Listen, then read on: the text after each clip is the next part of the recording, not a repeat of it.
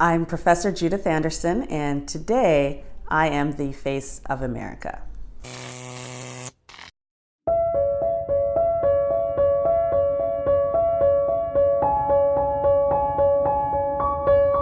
It doesn't matter that it wasn't you that enslaved people. It does not matter that it wasn't you who invented this system of racism.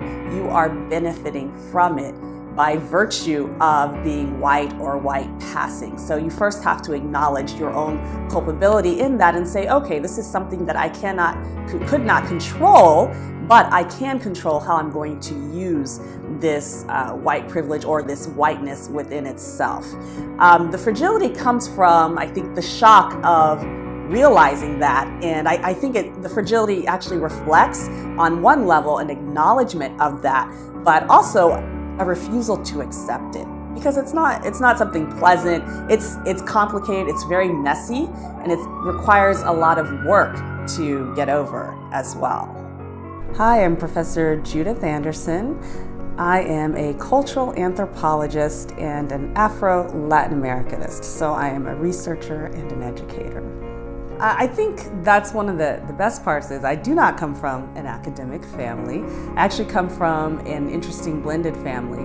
My older sister and I were adopted when we were very young from West Africa, and we grew up in the U.S. South in the big urban center of Dallas, which is quite a diverse and international city because it's a big city.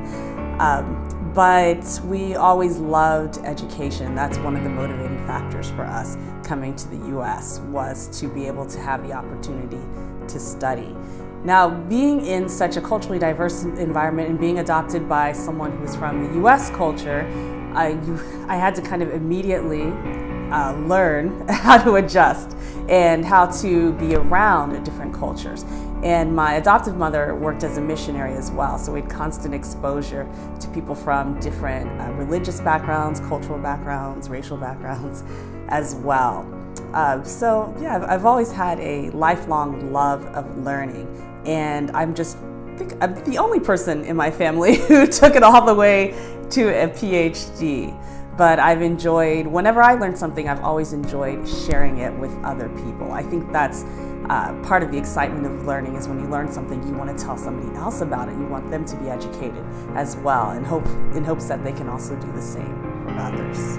Anthropology is the holistic study of human beings, and it's split into four official subfields, right?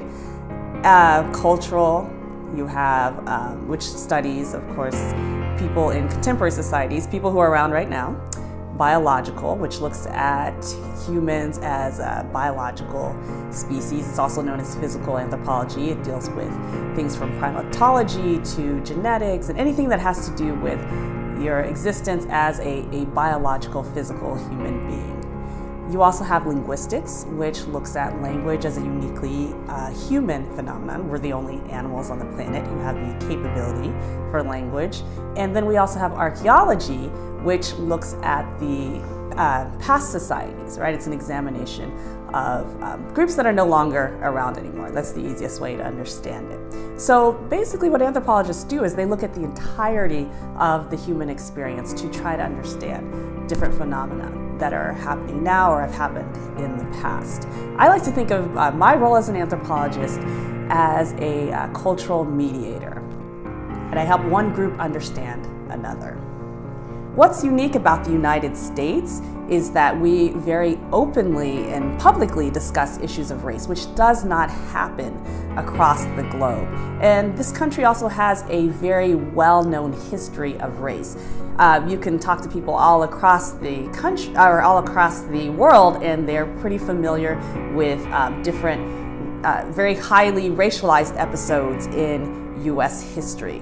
Whether we're talking about the particularities of the slave system in the U.S. during the colonial era, or we're talking about the civil rights movement in the 1950s, 1960s, or we're talking about the LA riots. We have all of these very marked episodes that are globally known as well. So I think that is part of it, but we're also a society that has not shied away from these discussions. which I think is actually good and promising. The first step is being willing to acknowledge that race plays a very important role in society, so that you can then kind of deconstruct it and understand what racism is and how it operates. We also have to recognize that what racism is. We're talking about a system. We're not talking about this one independent phenomenon. We're talking about a system that works with other interlocking systems of oppression as well. It's not just existing independently. And because racism is a system, we're all in it. So that's part of it, is acknowledging that we're all in it, and that in ways that we don't even realize, we help sustain and prolong this system of racism as well. So the complexity of the issue, there's no simple solution, but there are some very concrete steps that each individual can take to try to dismantle racism in their everyday lives. Not only is colorblind racism not acceptable, it's incredibly dangerous as well. We need to acknowledge racism in all of its forms, and because you might not want to accept that these differences matter, it does not change the fact that they matter, and they mean life and death for many people, not just in this country, but all over the world. So colorblind racism it's dangerous within that sense, because there are people who are literally dying because of that. So you can sit there and say that, oh, I don't see color. You're absolutely not helping. You're actually harming individuals by that. Acknowledge these differences, and that the differences matter, and that the experiences of people of color, or I would say of these racialized individuals, absolutely matter and should be validated, and their concerns should be addressed as well. What's wonderful that we've seen happening in this last, would say the midterms, right, have had some incredible gains, is that you're finally seeing individuals who are challenging these long-standing traditions that have just existed on both sides of party lines. Now, if the Democratic Party wants to really be a progressive party and move forward, they're going to have to listen to people of color, to what they are saying, to what they are suggesting as strategies for moving forward. If you still look at the leadership, the individuals who are making the most important decisions for the party, you still find they are white, middle class or upper class, right? People of privilege who have little knowledge or experience of the reality of the majority of their constituents.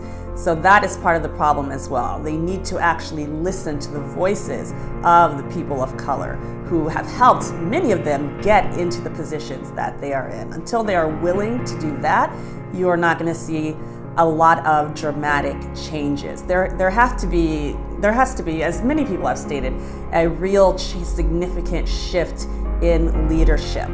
What is exciting is that you're seeing a lot of women and people of color who are taking up the call to, run for political office and win, which is awesome. We haven't seen this type of public participation and enthusiasm in the electoral process in a really long time, and it's long overdue, and it's much needed.